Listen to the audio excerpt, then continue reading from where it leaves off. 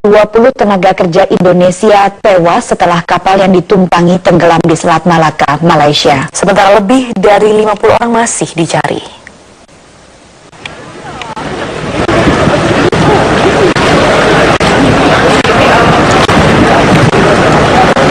Hingga kini, upaya evakuasi dan pencarian korban hilang masih terus dilakukan.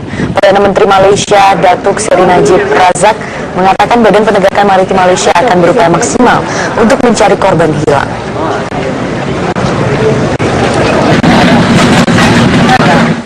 Kapal kayu Pompong yang membawa 100 tenaga kerja Indonesia ini tenggelam di wilayah perairan Sabak Berenam, Selangor, Malaysia pada Kamis dini hari lalu. 19 orang dinyatakan selamat dalam peristiwa ini dan lebih dari 50 orang lainnya dinyatakan hilang.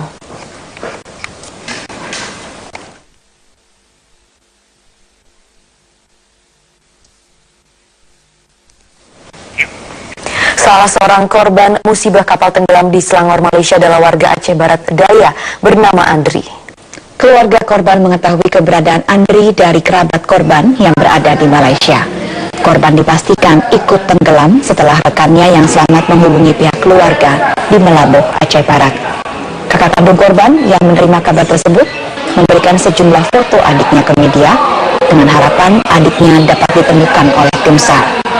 Andri mempunyai istri serta 1 orang anak. Andri di Malaysia bekerja sebagai supir alat berat. Kakak korban mengatakan sebelumnya Andri memberikan kabar akan pulang ke Indonesia. Saya ini abang korban, sedikit tidak pasti ingin tahu lanjut berita tersebut. Yang pasti masalah selamat atau tidaknya siapa yang ingin tahu. Pencarian kapal TKI yang tenggelam di kawasan Sabak Berenam, Selangor, Malaysia terpaksa dihentikan karena terkendala kabut asap. Kapal Nakula milik Badan SAR Nasional terpaksa kembali ini ke dermaga Gudang Arang, Berlawan, Sumatera Utara. Kepala Kantor SAR Medan, Rohmali, mengatakan meski menggunakan radar dan GPS sebagai petunjuk jalan, namun jarak pandang hanya 150 meter hingga 500 meter akibat kabut asap pekat. Pada pencarian sore tadi, tim Basarnas telah memetakan lokasi tenggelamnya kapal. Selanjutnya, tim SAR akan fokus melakukan pencarian di seputaran perbatasan Pulau Berhala di perairan Malaysia. Sebelumnya, kapal kayu tanpa bendera yang ditumpangi 100 orang warga negara Indonesia tenggelam dan diduga ini akibat melebihi kapasitas. Sini sampai ke Malaysia. Ini kembali dalam Metro Sore, kasus dugaan pemalsuan dokumen yang melibatkan mantan Ketua KPK, Abraham Samad, memasuki babak baru. Kejaksaan Agung menyatakan berkas perkara kasus dengan pemalsuan dokumen yang melibatkan Abraham Samad sudah lengkap atau P21. Jaksa Agung HM Prasetyo menyatakan berkas penyidikan Abraham Samad bisa memasuki tahap pengadilan setelah jaksa penyidik di Kejaksaan Makassar menyatakan lengkap atau P21. Namun saat ditanya kapan akan didaftarkan kepada pengadilan, Jaksa Agung menyerahkan kepada Kejari Makassar. Abraham Samad dijerat dengan pemalsuan dokumen seorang warga bernama Ferry Yanilim. Dokumen Ferry Yanilim dipalsukan dengan cara memasukkan namanya ke dalam kartu keluarga Abraham Samad pada tahun 2007. Kasus Abraham Samad saat ini berkasnya sudah P21. Jadi berkas Abraham Samad laporan dari Jampidum sudah ekspos di sini dan semuanya menyimpulkan bahwa berkas sudah lengkap. Jadi tinggal siap untuk disidangkan setelah penyerahan 42.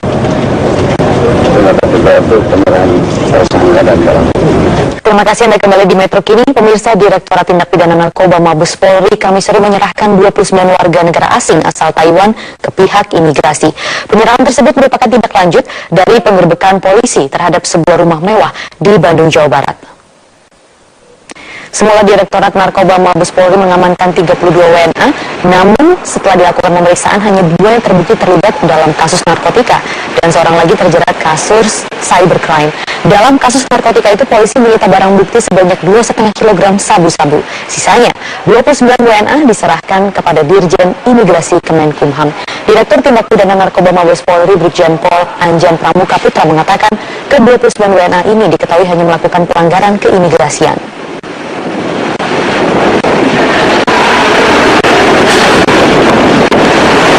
Kita beralih ke informasi mengenai tim buruh sergap Satreskrim Polresta Sibolga, Sumatera Utara menangkap 4 pelaku sindikat pencurian sepeda motor di Sibolga. 4 tersangka ini merupakan satu komplotan pencuri sepeda motor dan spesialis pembobol sejumlah sekolah. Mereka membobol sekolah untuk mencuri peralatan komputer sekolah. 4 tersangka sindikat curanmor disertai pemberatan ini ditangkap oleh Polresta Sibolga dari berbagai tempat di Sibolga, Sumatera Utara. Dari pelaku disita sejumlah barang-barang curian berupa komputer dan 2 unit sepeda motor yang belum sempat mereka jual. Keempat pelaku ini menurut Kapolres Kota Sibolga, Sumatera Utara merupakan satu kawanan dalam setiap kegiatan aksi pencurian dan perampasan sepeda motor di Sibolga, Sumatera Utara.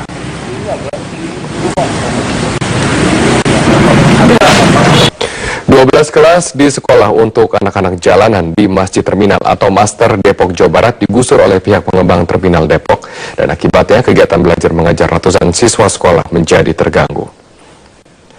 Penggusuran dilakukan sejak seminggu lalu dan menurut pihak yayasan sesuai dengan kesepakatan dengan pengembang terminal, seharusnya pengembang membangun kelas pengganti di lahan milik yayasan sebelum melakukan penggusuran. Namun hingga kini pengembang belum membangun kelas pengganti. Akibat dari penggusuran, sekitar 500 siswa sekolah terminal belajar bergantian di ruangan terbuka dan juga masjid. Sekolah master dibangun oleh Ketua Yayasan Nur Rohim untuk para anak jalanan. Sekolah ini telah meluluskan sejumlah siswa berprestasi dan sebagian besar berhasil masuk ke perguruan tinggi negeri. Lahan digusur pengembang untuk kepentingan bisnis di kawasan Terminal Depok.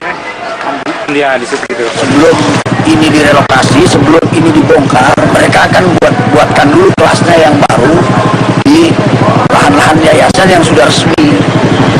Itu baru dikirim 2 kontainer, belum diapa-apain, sudah dibongkar. Kekeringan dan minimnya pasokan air membuat produksi gabah di Pindrang, Sulawesi Selatan menurun. Puluhan petani meminta pemerintah membangun sarana pengairan di areal persawahan. Ratusan hektar areal sawah di Dusun Taman Sari mengalami kekeringan akibat belum permanennya sarana irigasi. Sebagian irigasi di lokasi ini masih gundukan tanah tanpa dinding tembok. Ketua kelompok tani Malilu Sipangayune Mahmud alias Muda mengaku produksi gabah di lokasi ini menurun akibat minimnya pasokan air dari saluran irigasi. Ditambah lagi musim kemarau yang mengakibatkan tanaman padi kekeringan. Jika panen lalu 1 hektar sawah bisa menghasilkan 70 karung atau sekitar 7 ton gabah kering panen, kini hanya bisa menghasilkan 6 ton gabah kering panen. Beruntung harga gabah masih stabil, yakni di kisaran 480.000 karung atau per kuintal. Selain sarana irigasi, petani Taman Sari juga membutuhkan pembangunan sarana jalan tani sepanjang 1 km.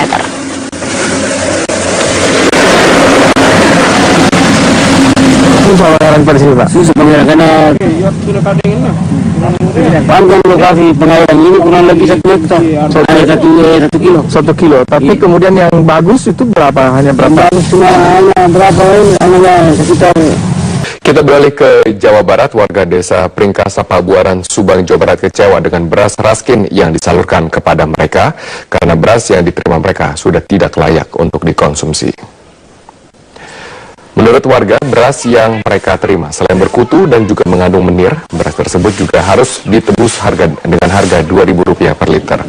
Namun warga terpaksa harus menerima beras raskin ini karena mereka tidak mampu membeli beras yang ada di pasaran yang harganya lebih mahal.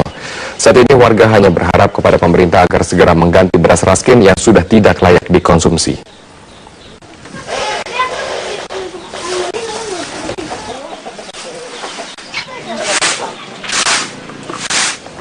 Ratusan warga Kelurahan Taman Baru, Kecamatan Citangkil, Kota Cilegon, Banten melakukan aksi demonstrasi penolakan pembangunan rusunawa di lokasi lahan makam balung milik warga. Menurut warga, lahan yang dikelola oleh pihak Yayasan Pengelola Makam Balung telah menyalahi aturan.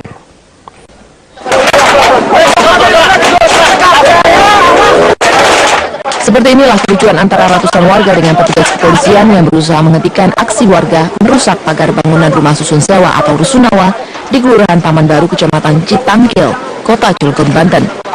Warga menuding pihak pengelola Yayasan Makam Balung menyalahgunakan wewenang pengelolaan tanah wakaf yang diberikan kepada warga untuk kepentingan pemakaman warga sekitar. Pihak yayasan sudah mengkomersilkan tanah wakaf dengan menjualnya kepada warga yang akan menggunakan lahan di sekitar lokasi untuk pemakaman. Warga bahkan semakin kesal saat mengetahui lahan parkir lokasi makam akan dibangun menjadi lokasi rusunawa. Kini warga yang datang menuntut agar pemakaman rusunawa tidak dilanjutkan dan Yayasan Makam Balung agar segera dibubarkan. Total sekarang udah jadi rusunawa. Mau dibangun rusunawa 4 lantai. Ini tanah adat, ini tanah wakaf, bukan tanah milik Yayasan Makam Balung. Pihak kepolisian sendiri masih berjaga-jaga di lokasi pembangunan rusunawa guna menghindari amukan warga. Sementara itu warga mengaku akan mempertahankan lokasi tanah wakaf yang menjadi hak warga sekitar. Warga pun mengancam akan melakukan pembongkaran jika pembangunan rusunawa tetap dilakukan. Dari Cilegon, Banten, Wibowo Sangkala, Metro TV. Kita beralih ke informasi pasca bentrok antara TNI dan kepolisian di Polaweli Mandar, Sulawesi Barat. Kedua institusi terus menjalin komunikasi dan sinergi. Di kota Parepare, Sulawesi Selatan, TNI dan kepolisian berolahraga bersama di halaman kantor Kodim. Kegiatan silaturahmi berlangsung di halaman kantor Kodim 1405 Jalan Ahmad Yani, Kota Parepare, Sulawesi Selatan. Anggota BRIMOB membaur dengan anggota TNI. Mereka mengisi kegiatan dengan olahraga bersama. Komandan Korem 142, Kolonel Infanteri Syafruddin mengatakan, sinergitas dan kekompakan TNI Polri harus terus terjalin di seluruh Indonesia. Rencananya pekan depan, TNI Polri akan menggelar zikir bersama dan mengundang Pemkab dan juga lapisan masyarakat.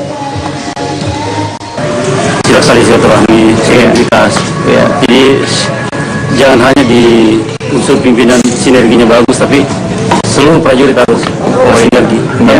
Jumlah warga desa Dolodo, Kabupaten Bolang, Mangundo, Sulawesi Utara berdemo dengan mendatangi kantor Kecamatan Dumoga Barat. Warga menuntut Pemda bertindak tegas menutup pertambangan liar karena menimbulkan pencemaran lingkungan.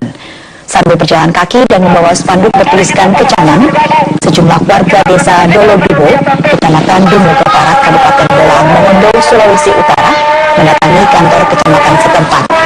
Dalam aksinya, warga menuntut camat bertindak tegas terhadap aktivitas pertambangan liar karena telah mencemarkan lingkungan. Warga menuding para penambang liar menggunakan mencuri dan sianida di salah satu sungai di wilayah mereka. Padahal warga menggunakan air sungai tersebut untuk kebutuhan sehari-hari. Aksi warga berhenti setelah camat Dumoga Barat menemui para pendemo dan berjanji akan menindaklanjuti tuntutan tersebut. Agar segera melakukan